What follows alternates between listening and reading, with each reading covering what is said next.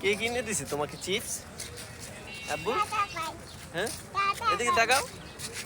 কে কিনে দিছে চিপস? কে কিনে চিপস? কে কিনে দিছে? দাদা ভাই, আসো। হ্যালো গাইস, মামা নামা করতে দিছি। কোথায় গেছিলে? নামা করতে। নামাজ পড়তে গেছিলে? হ্যাঁ। নামাজ পড়ে আসছো? হ্যাঁ। মাশাআল্লাহ। বলো, বলো মাশাআল্লাহ। মাশাআল্লাহ।